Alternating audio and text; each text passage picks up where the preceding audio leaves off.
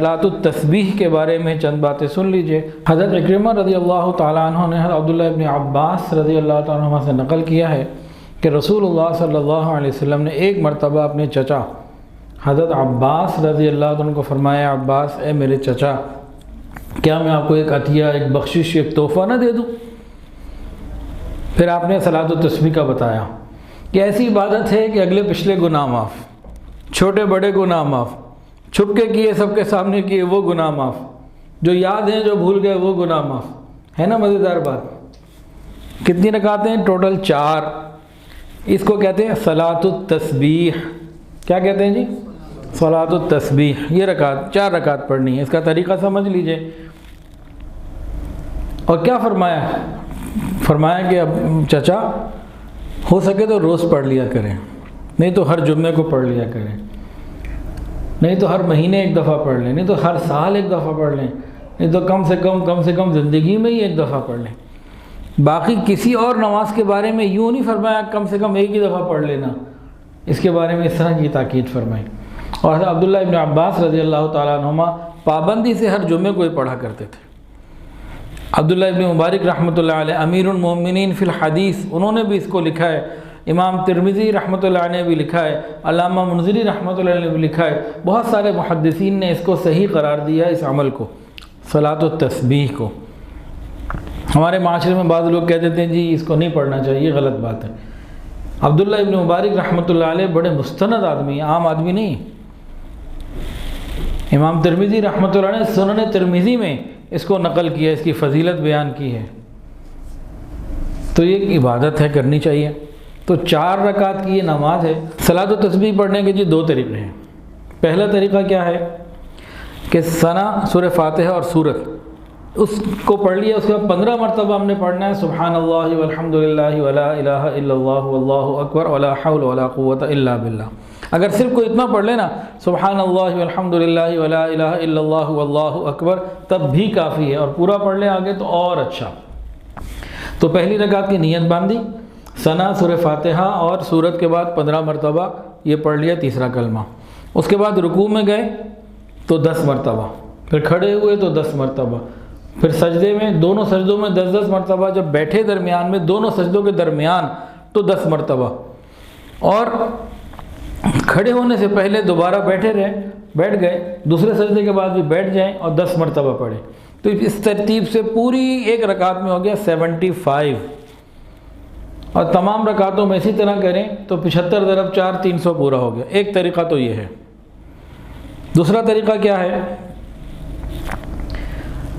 کہ 4 رکعت کی نیت باندھ لی اور ثنا کے بعد 15 مرتبہ پڑھ لیا سبحان اللہ والحمد للہ ولا الہ الا اللہ واللہ اکبر۔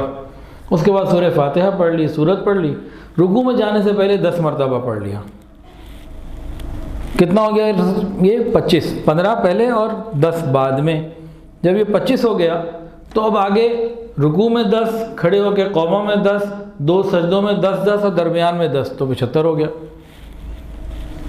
اس دوسرے طریقے میں دوسرے سجدے کے بعد بیٹھنا نہیں، پھر سیدھا کھڑے ہو جانا جیسے ہم روٹین میں کھڑے ہوتے ہیں، یہ ہمارے لیے زیادہ آسان ہے۔ یہ دوسرا طریقہ ہمارے لیے زیادہ آسان ہے کہ پہلی رکعت میں ہم نے کھڑے ہو کے کیا پڑھنا ہے؟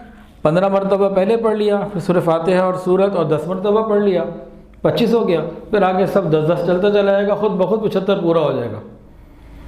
تو یہ پڑھنا بہت بڑی سعادت کی بات ہے۔ رمضان میں تو کوشش کر کے پڑھنا چاہیے، راتیں ایسی ہیں پڑھیں ہم۔ یہ تو اس کے طریقے کی بات ہوگی۔ بعض جگہ اس کی باجماعت نماز ہوتی ہے، یہ مکروہ ہے۔ نفل عبادت تنہائی میں ہے، باجماعت نہیں ہے، اکیلے پڑھیں۔ وہ کہتے ہیں جی لوگوں کو نماز پڑھنی نہیں آتی، تو بھائی سکھا دو نا لوگوں کو پڑھنی، کیا مشکل ہے؟ جس کو فجر پڑھنی آتی ہے، ظہر پڑھنی آتی ہے، عصر کی نماز پڑھنی آتی ہے، جس کو نفل پڑھنے آتے ہیں، سنتیں پڑھنی آتی ہیں، وتر پڑھنے آتے ہیں، اس کو سکھا دیں، کیا مشکل ہے؟ تیسرے کلمے میں کیا ہے؟ سبحان اللہ، الحمدللہ، اللہ اکبر، لا الہ الا اللہ۔ کس مسلمان کو نہیں آتے بھائی؟ کیا پڑھنا ہے؟ سبحان اللہ والحمدللہ ولا الہ الا اللہ واللہ اکبر۔ آسان۔ تو ایک آسان چیز کو مشکل نہ بنائیں اور عبادت کو ضائع نہ کریں۔ باجماعت پڑھنے کی صورت میں ہم نقصان کر رہے ہیں اپنا بہت بڑا، تنہائی میں پڑھیں خود پڑھیں، بہت آسانی ہے انشاءاللہ اور قبولیت بھی ہے۔ تو یہ بہت شوق سے پڑھنی چاہیے، پابندی سے پڑھنی چاہیے۔ اس کے پڑھنے کا بہترین ٹائم کیا ہے؟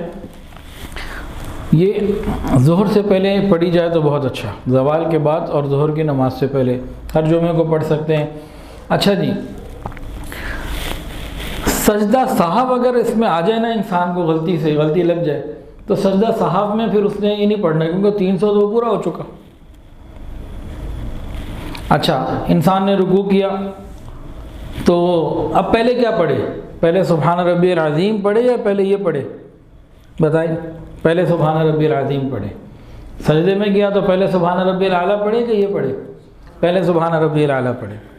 اچھا، وہ انسان نماز پڑھا، صلاۃ و تسبیح، رکوع میں گیا، سبحان ربی العظیم اس نے پڑھا 5 دفعہ، اس کے بعد پڑھنا بھول گیا، تیسرا کلمہ کھڑا ہو گیا۔ اب کیا کرے؟ غلطی ہو سکتی ہے نا، تعداد کم ہو گئی تو کسی سجدے میں یا رکوع میں تعداد پوری کر لے، 10 کی جگہ 20 پڑھ لے، تو سجدے اور رکوع میں اپنی کمی کو پورا کر لے تو مسئلہ حل ہو جائے گا، کوئی مشکل نہیں انشاءاللہ۔ گنے کیسے؟